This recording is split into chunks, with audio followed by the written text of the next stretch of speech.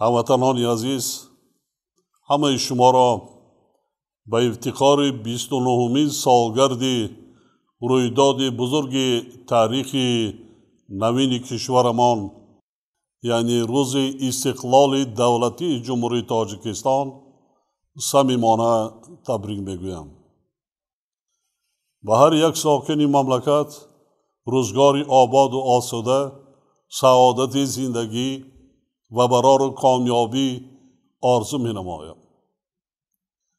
29 سال مقدم مردم ما به استقلال دولتی نائل گردیدند و به اعمار دولت ملی خود شروع کردند.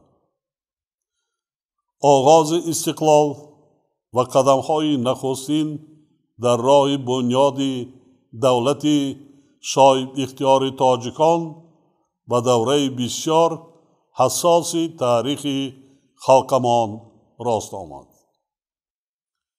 تاجیکستان تازه استقلال ما با گناه خائنان و دشمنان ملت تاجیک و خواجه‌های خارجی آنها به ضربه جانکاه تاریخی خود جنگی تحمیلی شهروندی روبرو گردید.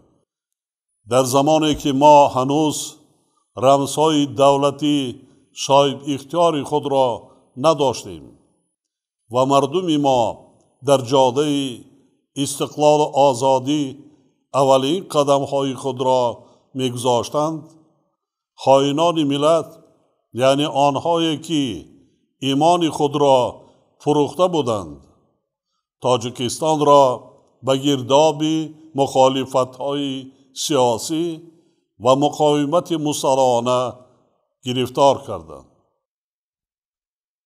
دشمنان خائنان ملت تاجیک و بدخواهان دولت تاجیکان می‌خواستند که با زور سلاح با راه ترسانیدن و قتل و کشتار بیرحمانه فرهنگ بیگانه را به سر مردم ما تحمیل کنند و با همین راه در تاجیکستان دولت اسلامی بنیاد نمایند.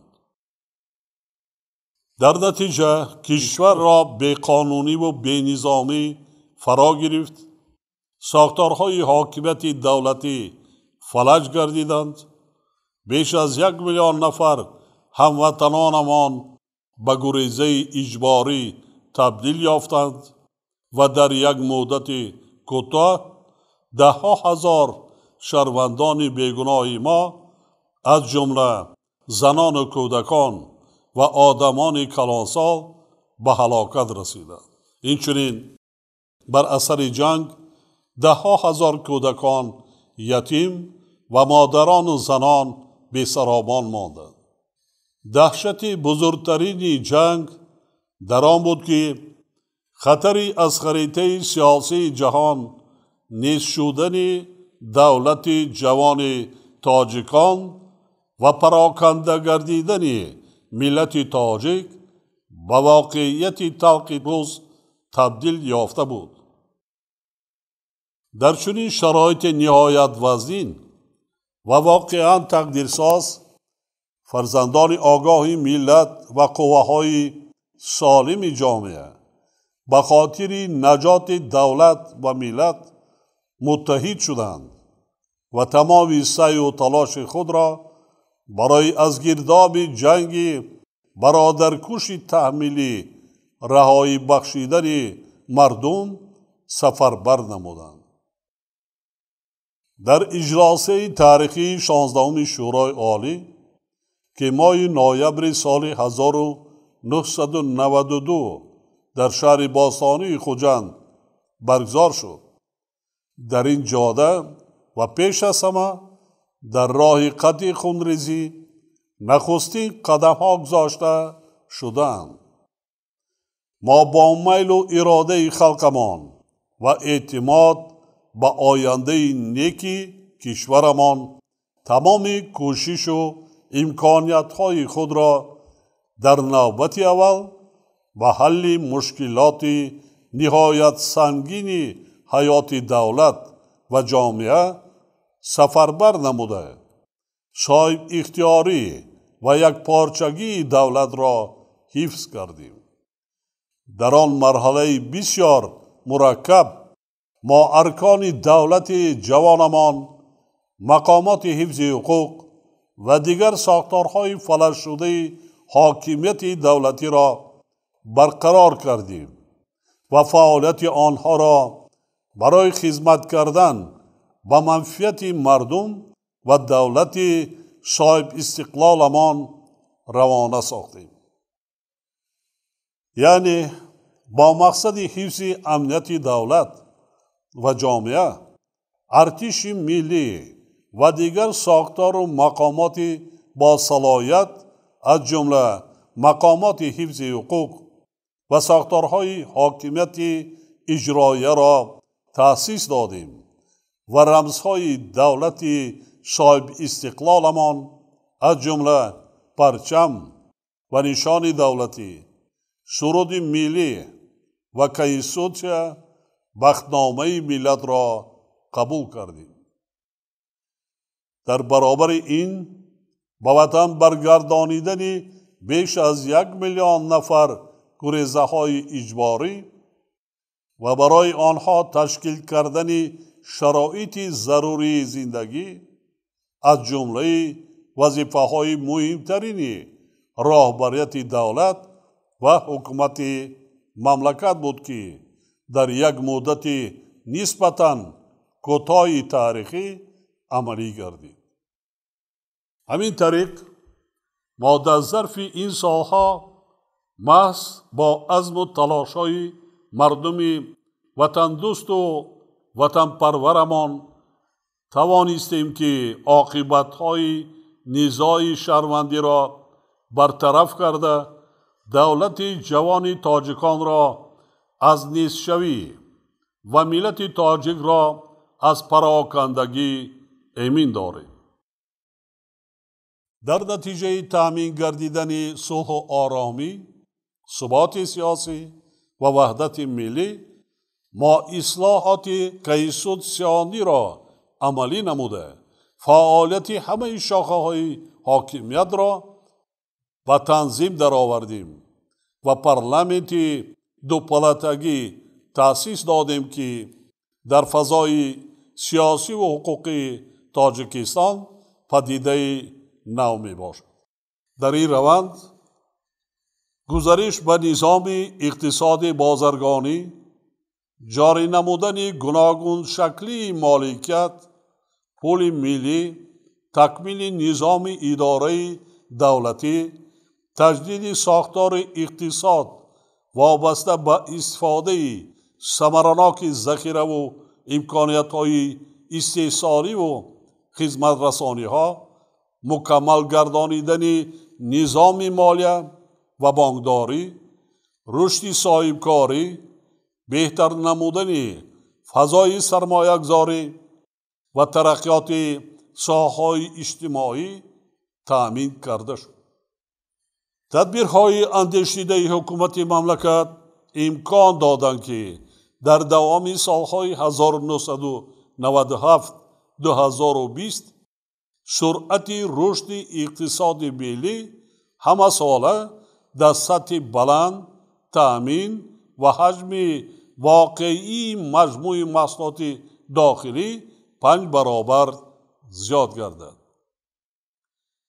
در دوره صاحب استقلالی کشور بیش از 1600 کارخانه صنعتی، زیاده از 2000 مگاوات اقتدارهای نوی انرژتیکی، 2200 کیلومتر راه ماشینگردی سطح بین المللی تجدید و بنیاد و 220 کیلومتر راه آهن ساخته به استفاده داده شد.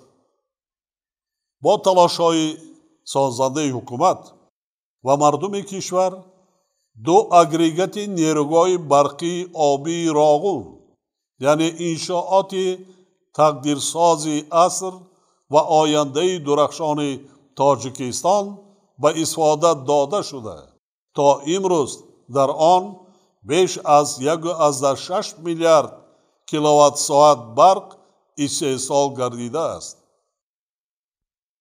در نتیجه بکار انداختن اقتدارهای نو، محدودیت انتقال نیروی برق در فصل زمستان برطرف کرده شد.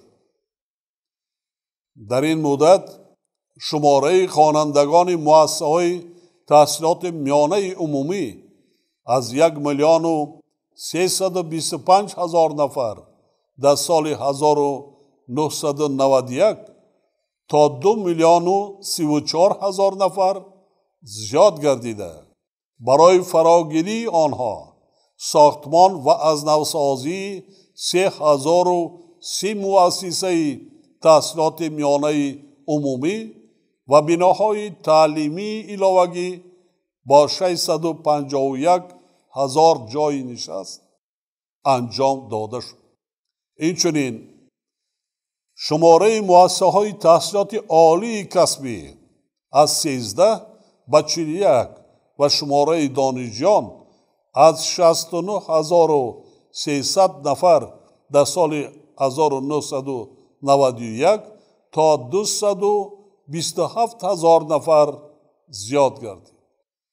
در ساحه تندرستی و حفظ اجتماعی اهالی در زمان استقلال دولتی 1,258 مؤسسه نو ساخته به استفاده داده شده. شماره عمومی آنها از 2,862 مؤسسه در سال 1991 تا 4,369 مؤسسه در سال 2020 افزایش یافت. در دوره صاحب استقلالی کشور درآمد پولی اهالی 125 برابر افزایش یافته. سطح کمبیزاتی از 83% سال 1999 تا 26.3% پس گردید. دراز عمری میانه اهالی از 70 سال در سال 1991 تا 75 سال بالا رفت. فوت مادران نسبت به سال 1991 3.1 برابر و فوت کودکان 3.5 برابر کاهش یافت. ما از آغاز صاحب استقلالی و تشکل دادن اساسهای سیاست خارجی کشور شروع کرده توسط اندیشیدن سلسله تدبیرهای مؤثر مقام و موقع تاجیکستان را در عرصه بین المللی پیگیرانه تحکیم بخشیدیم. در نتیجه امروز جامعه جهانی تاجیکستان را همچون دولت میشناسد که در حل و فصل مشکلات مبرم گلوبالی پیشرفت بوده. سیاست خارجی متوازن و پیوسته را که اساس آن را اصول درهای گشاده تشکیل می‌دهد تطبیق می‌سازد. تا امروز 3 تشبث گلوبالی تاجیکستان در ساحه آب در عرصه بین المللی دستگیری یافت و تطبیق گردید. حالا اقدام چهارم کشور ما آید به 10 ساله بین المللی عمل آب برای رشد استوار برای سالهای 2018-2028 که از جانب سازمان ملل متحد قبول شده است در سطح ملی و منطقوی و جهانی مورد تطبیق قرار دارد. میخواهم مخصوص تاکید نمایم که همه این کارها را ما به خاطر بهتر نمودن شرایط زندگی خلق شرفمند تاجیک و بلند برداشتن مقام تاجیکستان در بین جامعه بشری انجام داده و همین حس بلند مسئولیت در نزد تاریخ ملت تاجیک و تقدیر امروز و آینده خلق تاجیکستان هر یکی ما را وادار می سازد که استقلال و آزادی دولتمان یعنی مقدسترین و بزرگترین نعمت زندگیمان را با تمام هستی حفظ کنیم. هوشیار و زیرک باشیم، در غفلت نمانیم، زحمت کشیم و قرض فرزندی خود را در نزد وطن عزیزمان به جای آوریم. در برابر این ما وظیفه داریم که به نورسان و جوانان، نسل آینده ساز خلقمان، تاریخ پرشیب و فراز ملت و تجربه بنیاد دولت ملی را عمیقاً آموزانیم و در ذهن و شعور آنها حس بلند ملی، افتخار وطنداری، محبت به وطن و صداقت به دولت را تحکیم و تقویت بخشیم. سبق دیگری دوران صاحب استقلالی این است که نیت و آرزوهای هر یک فرد جامعه و نقشه و برنامه‌های سازنده حکومت مملکت تنها در صورت صاحب وطن آزاد و صاحب اختیار، دولت نیرومند و استوار بودن ما، اینچنین در شرایط صلح و آرامی، ثبات سیاسی و وحدت ملی عملی بگردند. از این خاطر هر یک شهروند خودآگاه کشور باید تا چی اندازه مهم بودن استقلال و آزادی، دولت ملی، صلح و آرامی، ثبات سیاسی و وحدت ملی را درک نماید و برای تحکیم و تقویت بخشیدن نظام دولتداری دموکراتی و حقوق بنیاد و دنیوی که با میل و اراده خلق تاجیکستان انتخاب شده است سهم وطن دوستانه خویش را گذارد. امروزها مردم با ننگ و ناموس و وطن دوست و وطن پرست ما برای استقبال سزاوار جشن مقدس و بزرگ ملی امان 30 سالگی استقلال دولتی تمام قلمرو کشور را به میدان بزرگ زحمت سازنده و فعالیت بنیادگرانه تبدیل دادند. با استفاده از فرصت من به خاطر زحمت سرجمانه برای فردای آباد وطن و سر بلند خلق تاجیک به خرد و بزرگ تاجیکستان صدقاً و صمیمانه سپاس و منتداری می نمایم. همچنین به کل ساکنان مملکت یک مسئله مهم را تکراراً خاطر رسان می سازم. با وجود کارهای بزرگی تا امروز عملی گردیده، حالا هم نه همه مشکلات حیات مردم ما پس سر شدند. ما تمام اهل جامعه کشور باید سرجمانه و با حس بلند وطن دوستی و وطن پروری برای تأمین زندگی شایسته هر یک عائله تاجیکستانی عزیزمان زحمت کشیم. ما باید برای پیشگیری کردن تهدید و خطرهای زمان معاصر، خصوصاً پهن‌شوی بیماری‌های سرایتی و پیامد ناگوار آنها به سلامتی اهالی و ساحه‌های اقتصاد ملی، اینچنین جهت حفظ امنیت آزقواری و رسیدن به هدفهای استراتژی دولت سعی و کوشش نماییم. در این جاده بار دیگر خاطر رسان می نمایم که ما باید به مسئله های آماده کردن ساحه‌های اجتماعی و اقتصادی به دوره تیرما و زمستان در پیش ایستاده ذخیره نمودن محصولات نیاز مردم خصوصا مواد غذایی، صرفه و سرشت کاری از جمله صرفه نیروی برق و همزمان با این قطعیاً رعایت نمودن قاعده های بهداشت شخصی و جمعیتی و طلبات سانیتری و اپیدمیولوژی مسئولیت بلند و اعتبار اولین درجه ظاهر نماید. با در نظر داشته حالت بحرانی در اقتصاد جهانی که تاجیکستان ما نیز از تاثیر آن بیرون نیست، اینچنین جهت پیشگیری کردن پهن‌شوی بیماری کرونا ویروس ما باید از برگزاری هر گونه چاره‌بینی و معرکه ها خودداری کنیم.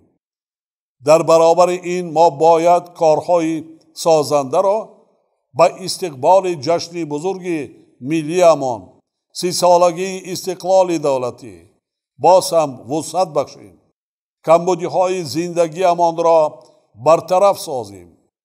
وطن امان را آباد کنیم و کوشش کنیم که تاجیکستان عزیز ما هم قدم جامعه پیشرفته جهان گردد.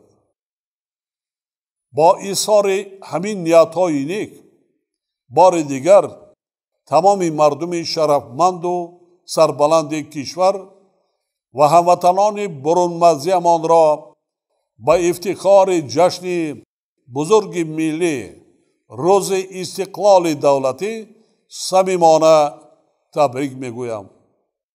و خاندان هر فردی وطن صلح و آرامی، روزگار پرسعادت و بخت و اقبال بلند آرزو می نمایم. جشن استقلال و آزادی مبارک باشد هموطنان عزیز.